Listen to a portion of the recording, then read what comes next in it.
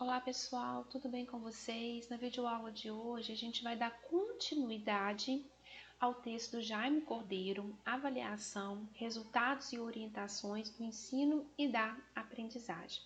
Então, para começar, eu trouxe essa frase que o autor mostra no texto e que eu acredito que muitos de vocês já ouviram ao longo da vida. Antigamente, sim, a escola era boa, os alunos tinham que se esforçar e estudar muito, era muito difícil passar de ano.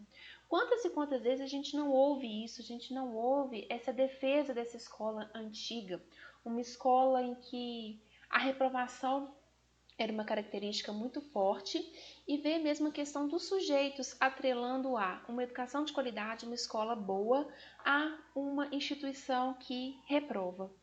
Então, trouxe para vocês, para a gente pensar, duas perspectivas de avaliação. A primeira, eu vou fazer um fechadinho rapidinho, porque a gente já discutiu ela no nosso último encontro síncrono, que é a perspectiva 1. Nessa perspectiva, a escola cumpre um papel seletivo, escolhendo os sujeitos para cada papel social que ele vai ocupar, tá? Então, a avaliação atua criando e reforçando a hierarquia e classificando os indivíduos, classifica aquele que vai ser dirigente, aquele que vai ser quadro burocrático, aquele que vai ser executivo, e com isso a gente tem como resultado a exclusão de uma grande maioria e a seleção de um pequeno grupo. Nessa perspectiva, no Brasil, a gente observa que em meados da década de 50, década de 60, as classes médias e posteriormente as classes populares elas começam a exigir que o sistema escolar abra suas portas. Até a década de 1970, o ensino primário ele era um ensino que abarcava a maior parte da população e para que o sujeito pudesse cursar a próxima etapa de escolarização, se não me engano, era o ginásio, ele tinha que fazer o exame de admissão. Se não passasse no exame de admissão, não poderia. A partir da LDB de 71, a gente vê a queda do exame de admissão e a gente vê a instituição de um ensino obrigatório dos 7 aos 14 anos, que seria da primeira à oitava série, o que equivaleria ao antigo primeiro grau, o que a gente chama hoje do primeiro ao nono ano. Mas se observa que, apesar dessa entre aspas, universalização, aumentar o tempo de escolarização, a gente vê que uma minoria consegue chegar ao segundo grau e uma minoria menor ainda, desculpe minha redundância, chega ao ensino superior. Com isso, a gente vê uma nova perspectiva de avaliação, que é a perspectiva 2, que vê que a escola pública é uma obrigação e um direito fundamental. A gente vive, ela é fruto da sociedade democrática que a gente vive nela, e nesse sentido, essa avaliação classificatória ela tem que ser repensada. A avaliação deve ser tomada como parte do processo de ensino-aprendizagem e um mecanismo essencial para reorientar ações no decorrer do processo de ensino-aprendizagem. Então, eu pergunto para vocês, quais são as lembranças sobre provas e exames que passam na cabeça de vocês? O autor ele enfatiza que a escola ela tem um ritual para as avaliações. Pensem que vocês estão chegando na sala de aula hoje é dia de prova. Com certeza alguma dessas frases vocês já ouviram. O professor falando sente-se direito, ou seja, virado para frente, sem olhar para os lados ou para trás, ou seja, para os colegas, para evitar cola. Não conversar com os colegas, a consulta é você mesmo, você não pode trocar ideia com os colegas. Alguns professores têm o costume de mudar o lugar que a pessoa senta para desfazer as possíveis panelinhas. A organização das carteiras modifica, às vezes tenta dar um espaçamento maior para evitar cola. Muitos docentes falam, na mesa somente material permitido, lápis, borracha, caneta. Essa prova dura, essa avaliação, até o sinal tocar, o sinal tocou, se encerra. O professor geralmente não auxilia na resolução das questões, ele auxilia algumas vezes na interpretação dos enunciados e ao final desse processo acaba que a gente tem de um lado os vitoriosos, que são aqueles que conseguiram notas acima da média, e os derrotados, que são aqueles que não obtiveram o desempenho que é tomado como desejável nesse tipo de avaliação. E a avaliação é algo tão cristalizado na nossa sociedade que a gente vê que ela chega a ser reproduzida em programas de TV. Um exemplo é a escolinha do professor Raimundo, que é um clássico, um programa de TV mais antigo, que a gente tem cuja o enredo do programa gira em torno da avaliação. É um professor que chama cada aluno individualmente, faz uma arguição sobre um tema, alguma pergunta de forma oral e fala se a resposta está certa ou está errada. para a gente ver como que esse tipo de avaliação e essa classificação está tão enraizada na nossa sociedade. Então, a gente observa que a avaliação ela tem que ser observada e tomada como um fenômeno social. Ou seja, antes de frequentar a escola, a criança ela já é avaliada, não de forma tão explícita, mas já é. Todos nós fazemos isso, avaliar, mas o meu filho falou primeiro que o seu, um andou mais rápido que o outro, um fala mais que o outro, apesar de ter a mesma idade, são julgamentos, comparações que são avaliação. Só que quando a criança ela chega na escola, ela se depara com procedimentos de avaliação mais explícitos, como a avaliação que vai hierarquizar e vai classificar ela em relação aos seus colegas de turma, em relação a outros alunos. Então, o autor nos convida a pensar e refletir sobre o quê? Que alunos, professores, pais e familiares acabam voltando muito a sua atenção para a avaliação escolar, como se o resultado daquela prova fosse a expressão mais perfeita do que é a escola, do processo de ensino-aprendizagem, de todo o investimento que tem em torno da escola, e a gente tem que pensar um pouquinho além. A prova ela não pode ser tomada apenas como uma estatística. A gente vê que muitas dessas avaliações, sobretudo as avaliações de massa, elas nos dão importantes subsídios de estatística educacional.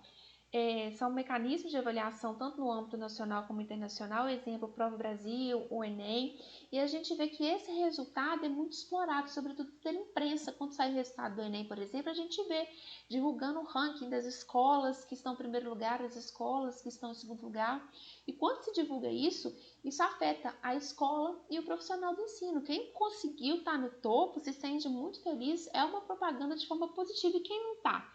Será que essa nota realmente reflete o que está acontecendo dentro dessa escola?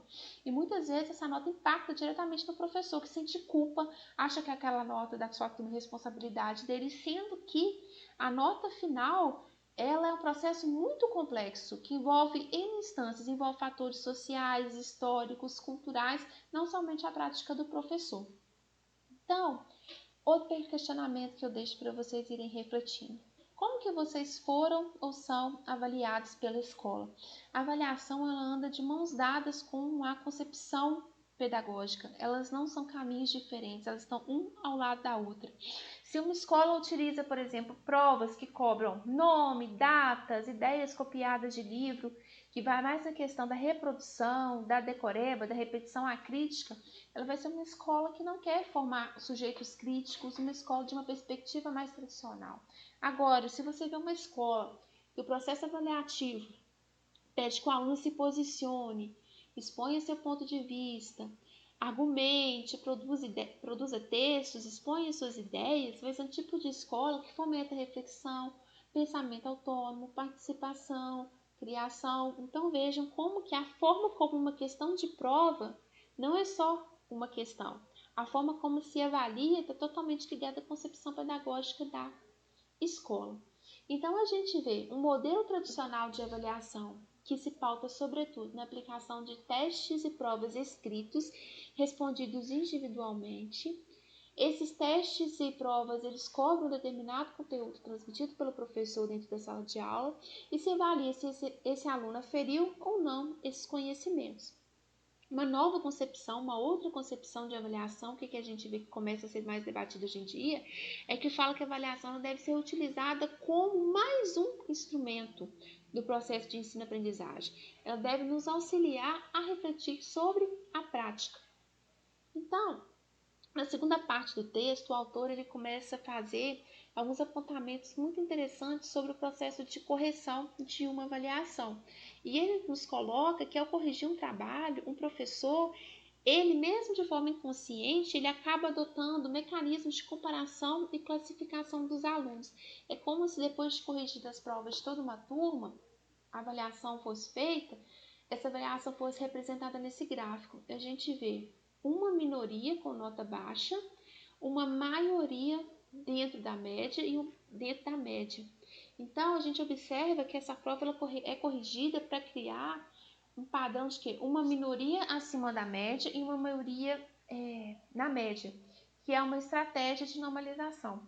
E o autor ele narra um experimento que foi feito com diferentes professores que corrigiram o mesmo lote de provas Em todas essas correções, observou-se isso. Observou-se que a avaliação ela é feita muito mais para hierarquizar e selecionar do que para avaliar a aprendizagem consolidada. A gente precisa pensar que a escola é diferente de um concurso, de um vestibular. Concursos e vestibulares são processos seletivos, eles vão fazer a classificação daqueles que estão aptos ou não. Já a escola, ela não tem que seguir a mesma lógica, ela tem que seguir a lógica de fomentar o processo de ensino-aprendizagem efetivo para o aluno. Então, a avaliação ela deve ser utilizada no diagnóstico da atividade de professores e alunos, não como um simples elemento que classifica e faz a hierarquia dos alunos. O autor também nos mostra que existe uma série de fatores que influenciam a correção de uma prova. E esses fatores seriam o quê? Primeiro, o efeito da ordem de contraste, a ordem como as provas ou os trabalhos são corrigidos tendem a interferir. Os últimos trabalhos são sempre avaliados com mais rigor. Contaminação. Então, o que ele fala é que a opinião de outros professores sobre determinado aluno pode, de forma inconsciente, interferir o julgamento que o professor emite sobre aquele sujeito. A questão do estereótipo, que na medida que o professor ele trabalha algum tempo com a classe, ele de certa forma, mesmo que de forma inconsciente, ele cria determinados estereótipos sobre a turma, sobre cada aluno. Isso acaba influenciando a forma como ele avalia aquele lugar, aquela turma. E por fim, o último dos efeitos é que ele mostra que certas características e estereótipos sociais muito sutis acabam sendo percebidos de forma inconsciente pelo avaliador e podem influir na sua tomada de decisão na hora de emitir a nota. Exemplo, a atitude do aluno em relação à escola. Será que o professor corrige com o mesmo peso a prova de um aluno que é tomado como um bom aluno e aquele que é tomado como um mau aluno? Atitude de reflexão, tá? Então, o autor vai nos mostrando que quando se propõe um instrumento de avaliação, uma prova, por exemplo, acaba que é construída uma prova perfeita, o gabarito correto, e a gente observa que a maioria dos alunos vão acabar caindo na norma, ou seja, aqueles que fazem a média. Existe um processo de comparação entre os alunos de uma turma, esse processo é errôneo. A gente deve comparar o aluno com ele mesmo, não com os outros, avaliar como ele está progredindo ou regredindo. E os professores eles precisam estar atentos para ir desconstruindo os pontos que a gente falou no slide anterior. E deixando de lado esses fatores subjetivos, julgando o processo de ensino e aprendizagem. Então, para isso, é preciso que a gente estabeleça procedimentos de revisão e de reflexão contínua sobre a avaliação, para que a avaliação não termine com a correção. E outra coisa que o autor salienta também é que muitos professores acabam reproduzindo dentro de sala de aula experiências avaliativas que são fruto de que eles vivenciaram quando ocupavam o lugar de alunos. Isso também é uma coisa que precisa de ser desconstruída. A avaliação ela precisa ser constantemente revisitada e pensada, porque educação e avaliação, como a gente já disse anteriormente, elas não se separam. Então, cada estabelecimento de ensino ele acaba produzindo acordos e instaurando condições para a construção de determinado tipo de avaliação que tem que conversar com o que estava proposto no projeto político-pedagógico. O projeto político-pedagógico é ponto de pauta em próximas aulas, tá? E a forma que a concepção de ensino aparece no projeto político-pedagógico impacta na forma de avaliação. E a gente vê que a gente vivencia hoje uma escola que tem uma perspectiva muito normativa, hierarquizadora e classificatória, que dá muita legitimidade aos testes e classificações. E a gente precisa de ir além, tá? Então, gente, é isso que eu queria passar para vocês na aula de hoje. Eu espero que esse conteúdo tenha sido útil. Não deixem de fazer a atividade proposta para esse módulo e, em caso de dúvidas, eu estou à disposição. Até a próxima!